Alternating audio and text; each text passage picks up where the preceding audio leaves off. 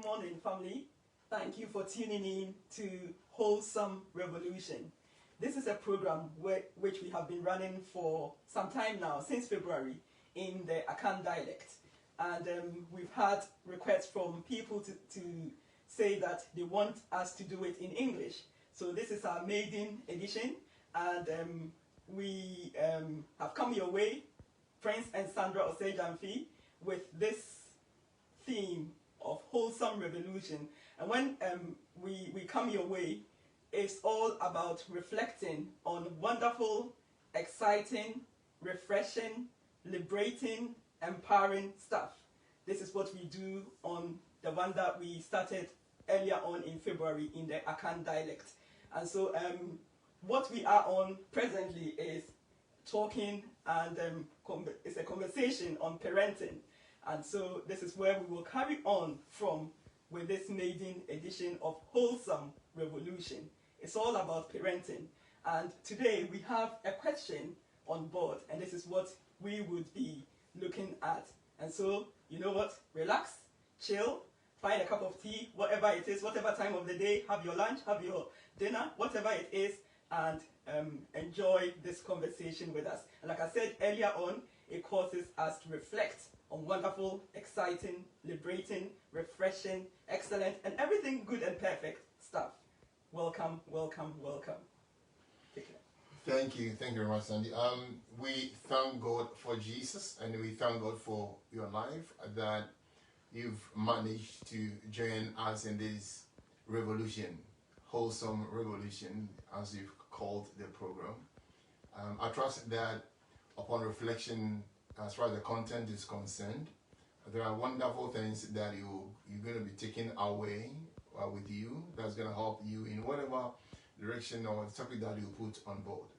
As you have on board today, for the past some weeks now, we've been talking about parenting, the noble task of parenting, the sacred task of parenting, the calling of parenting. To me, parenting is a calling that God has given to, or gives to people to undertake. And so the good news is that anytime God also gives you something to be, the word is not to do, but to be involved in, it means He has already been doing it. And so He's giving faith and necessary, and also a blessing to get you on board. So God is the parent, and He's the one that has been parenting that gift that He gave to you. That's right. And that He has called you on board to be part of that what He's doing. Isn't that beautiful? It is. He's brought you to His level in this class. He said, you know what, I trust you, I love you, and only can do a good job. That is why it is very important for us to understand, if you like, the ins and outs of what this whole thing is about. Today we have this question on board because we've been doing it for some time now. And the question is, let me read it out here. The question is, help. My teenager is drifting away from God. They have lost every sense of their spirituality. How do I get him or her back to God? I've done all that I know how. So that is the question. So if you look at the question, you're looking at two things here.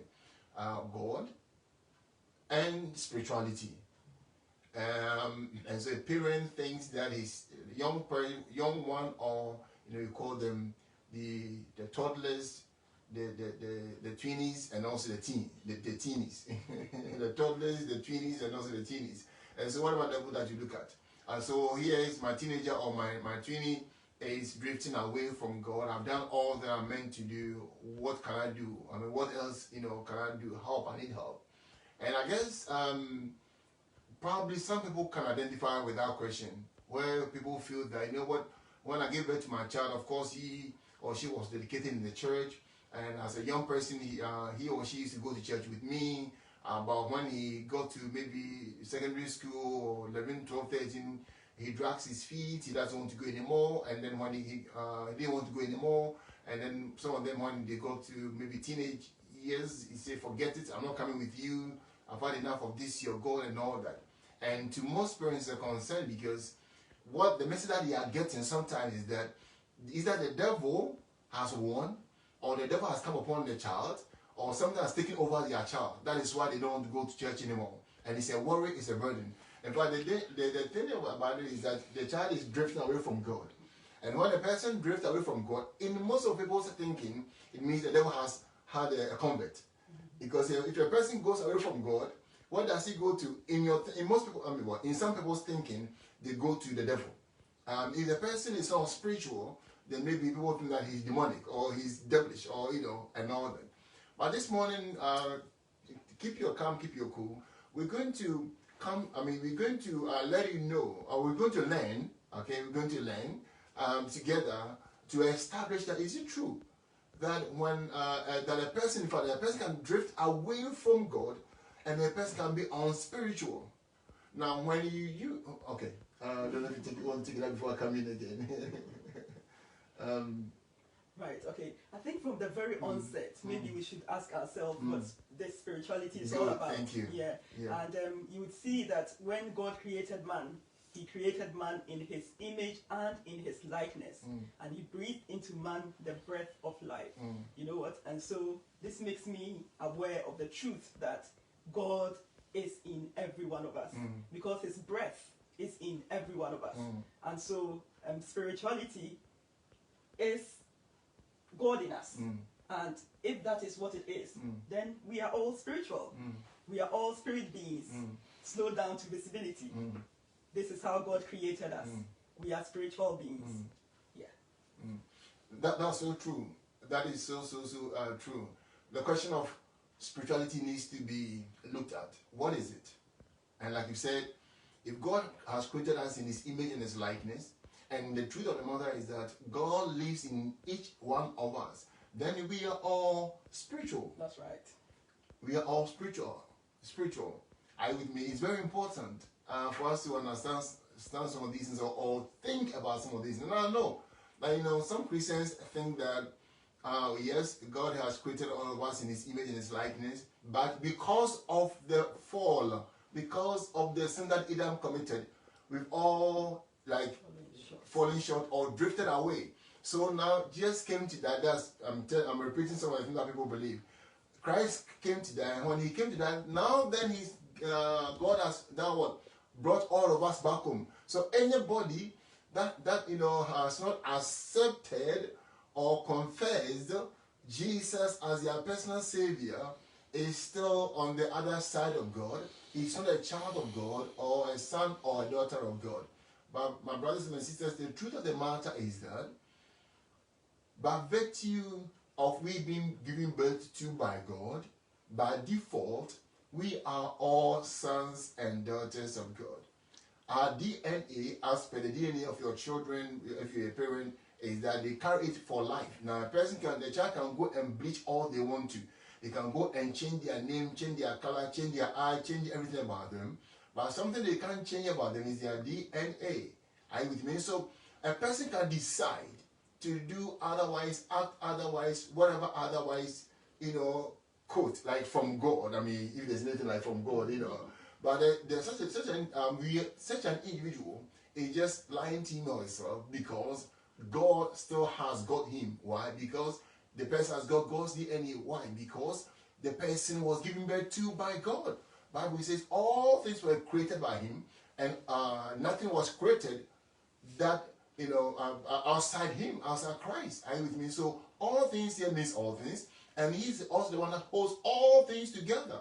Are you with me? So please, it's very important for us to look beyond this thinking that says a person is only a child of God when he's born again. Born again here means confession, this, and that. If you haven't confessed, you're a child, that kind of a theory. We need to rethink the whole thing again.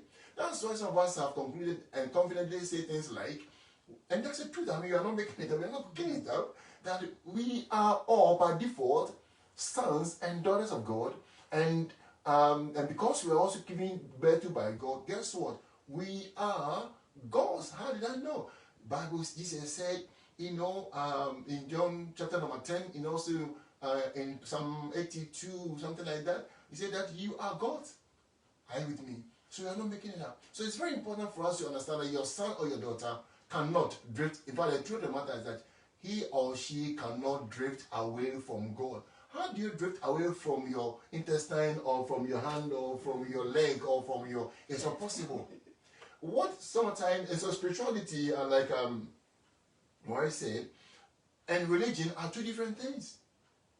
The practice of, certain terms and conditions and all that, or organized religion is different from spirituality. Spirituality is our innate expression. That is who we are. That is what we've been born with. That is what we've been created with.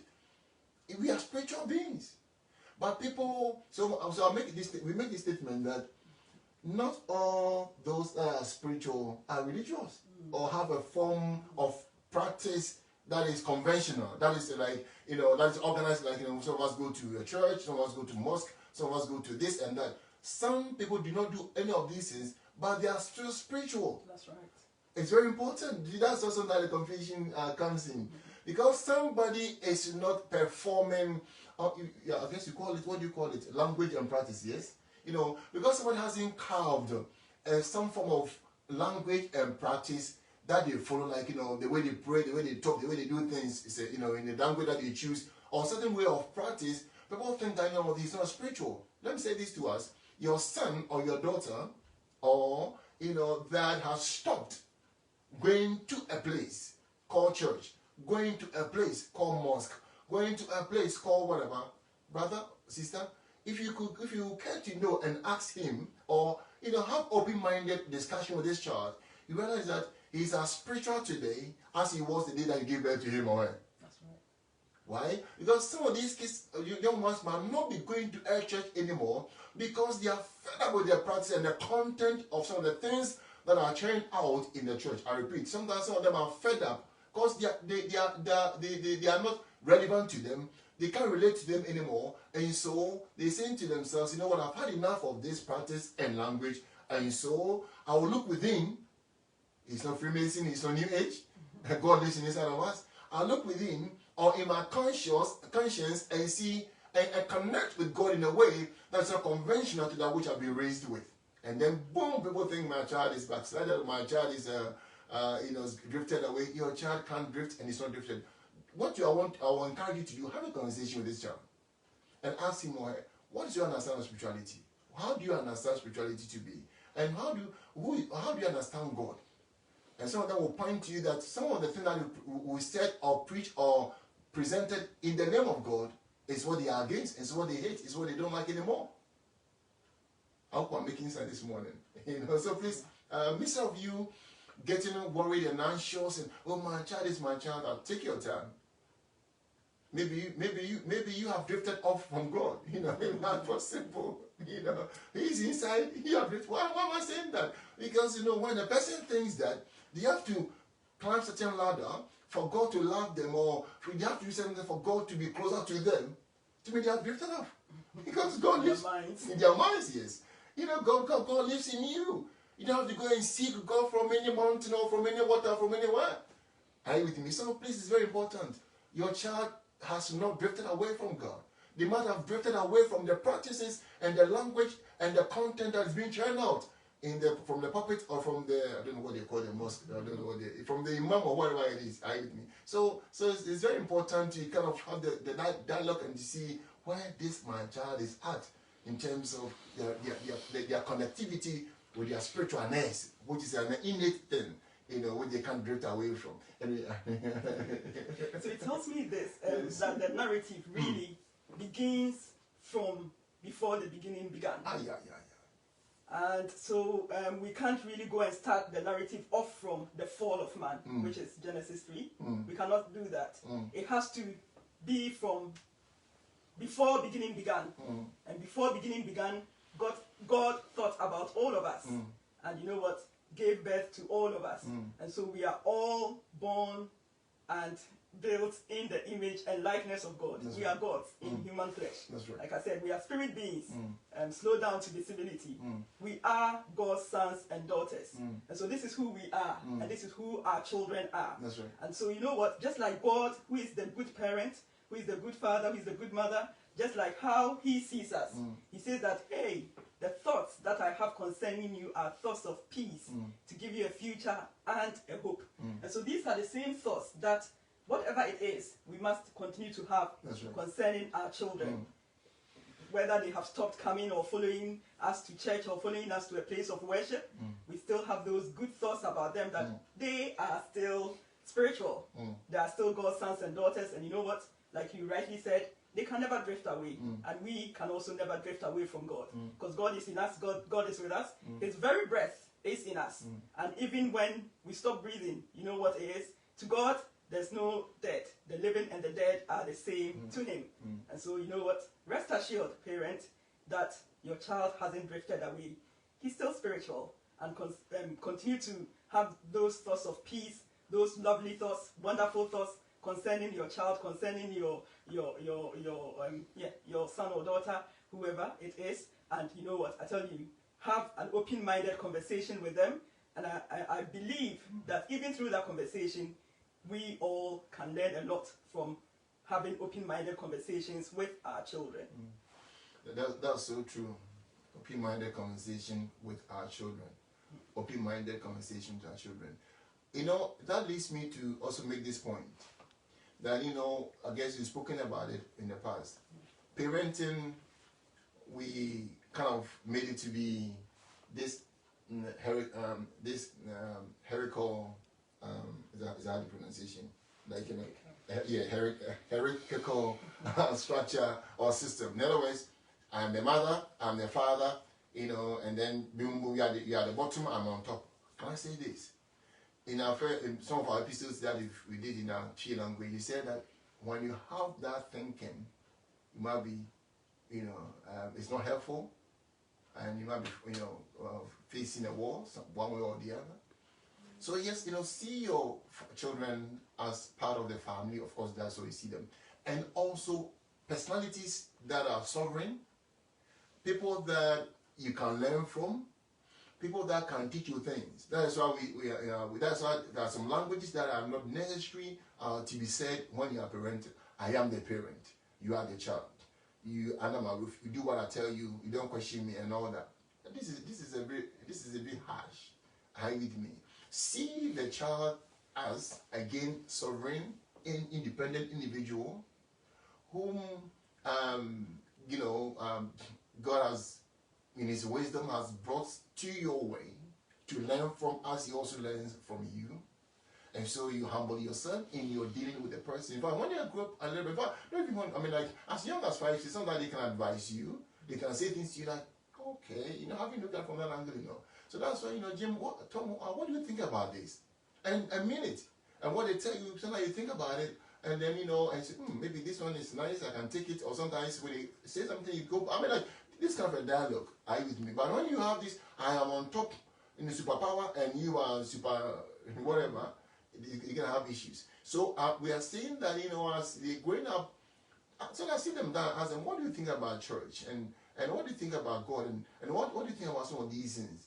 And I'll tell you what, you'll be surprised some of the things that they will tell you. And if you care to learn, if you care to know, you know, personally, I've said it several times that when I go to minister or preach, and after the preaching, I ask my, because these days they are teenagers, I ask them, what do you think about the preaching? And they tell me, I know, frankly, that, you know, why did you say that? Why do you give that illustration? You know, it wasn't, you know, I mean, a call for it wasn't, you know, applicable, it wasn't relevant or suitable for the situation and for the context that you are preaching. Remember, you are here, this and that. And so, I mean, I don't just ask them to tell me, for that they tell me, oh, that was good. No. I mean, the adults will tell me it was good, but when they tell me, you could have changed that, you could have changed the other, I take their point more than what most of the time the adults tell me. Because these kids, you know, they tell you. If you ask them, they'll tell you. Most of them will let you know that thing didn't really go well. See, so please, it's very, very important that we have that conversation with them. You know, have that conversation with them. It's very, very important. And then what I also want to add, please let me say this. You know, sometimes these kids or children or young ones, whatever name you want to give to them, like I said, you said, you know, they are independent, they are sovereign, and they have their own mind. Who doesn't? It's very important, you know. So it's not like, you know, they have no care in this world. No, of course they do have their own care. Look, most people, especially when they are at that level of age, because of what society has has presented to them, you go to school, if you don't perform well, you are not smart. If you are not smart, it means you are this, you are not, if you are like that, it means maybe your future is not bright. And so they all have their own set of confusion that has been given to them, or has been transferred to them by the system. When they came so carefree, life is sweet, they couldn't be bothered about tomorrow and all that. They just live in the present. And then we kind of, by virtue of parenting, according to the quote, the master parenting, of course, I'm not, you know what I'm trying to say. We gave them certain things, and so we kind of changed them. And then they became sometimes they became afraid of their tomorrow, they became afraid of whatever. So they're also asking some questions. And so the question that our kids our young ones are asking, who am I? Why am I here? And what is the meaning of my life? Especially when they get to teenage. Who am I? Identity. Why am I here? Purpose. What is the meaning of my life? Dream, vision. And so sometimes the answer to some of these questions is, because you don't have that clothing, you are nothing. Because some of them find their identity in their clothing. But that's what the media is telling. That's what sometimes even parents are telling them. Maybe they go to school, they didn't get the high grades and high mark, and so it's like they are failures and they are nothing. And so you have this frustration. And then they go to church, and God who will also come and tell them that if you don't pray more, I'm not going to bless you. Hey, it just exacerbates the confusion. So I ran to this God who I thought was a good parent, and then I'm hearing that if I don't pray more, if I don't come to church, he's not going to bless me. You know what? I'm already confused. So let me just use my little confusion and stay in my corner. I don't want to go and get much more confused. Am I making? Did you know what I'm trying to say? And so please, sometimes it's a message, because they are asking questions. Who am I? Why am I here? Why am I here for? What am I here? Why am I here? And what is the meaning of my life? And it's a whole lot of, it's sometimes more than paying bills. It's more than going to job 9 to 5. I'm telling you. If you be honest to sit them down and just ask them, they tell you some of their fears and their worries and their anxieties. And we the parent think we know everything. So, no, you don't have any worry. You don't pay any bill. It's only one Sunday. You don't love God. If you go to church, God is going to bless you. If you don't go, we just rant on and on and on and on and on. It is not like that. Let's go to their word. Let's have a discussion with them. Let's ask them questions and be ready. Be ready to take whatever thing that they tell us. So with these questions that the children are asking, the answers are within. They're not outside.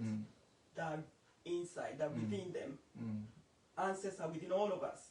Because like from the onset we said, God is spirit and He is within us. And so these answers can be we can have answers to these questions by meditating, by reflecting, and it's all within us. Absolutely. We can have answers to these questions by meditation and by reflection. But then I guess you, the adult, need to know some of these things, right, so that you'll be able to, teach your child. Because listen, they want looking for answers, Because like I said, when they came so free. But then society, has given them something different pictures, restrictions, limitations, and all that, and they are confused sometimes. Are you with me? Now let me say we're going to be ending very soon. I know some of you parents. I've heard people say, he doesn't read his Bible, and all that. And so he doesn't know the Bible very well. He's not reading the Bible. And let me say this. I've said it. We said it earlier on, that what you are really saying is not drifting from God or drifting from spirituality. What you are really saying is they are drifting from methods and a system and a language. So you go as a Christian, you read your Bible, you pray, you fast, this and that. That's what the child is drifting away from. But to be honest with you, some of them, I will tell them to run away as far as possible from some of the things we have kind of bought into in the church and been preaching. I will tell them to run away from them. I'm not going to mention things, because some of them, a picture of a God who is not relatable, a picture of a God whom we have to really try to please, a picture of a God whom you really have to beat yourself down to be able, for him to be able to love you or bless you. Hey, what kind of God is that? So there's some these young ones I say to you, I don't need that God. I hate that God. Me too, I hate that God. Don't want to know. I don't want to know that God. He doesn't understand what happened in the 21st century. And so you know what? I'll go and find this God who is loving, who is caring, who will not judge me. And I mean it.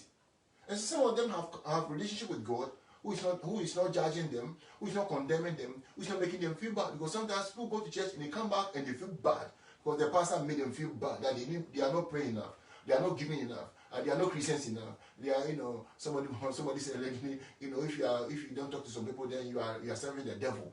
I'm thinking, oh God, forgive all of us, and all that. So a person, look, I'm a pastor, I'm a minister. I will never train my kids, now that I know better, for them to be given to quotation like a memorized quotation. No, I don't do that anymore.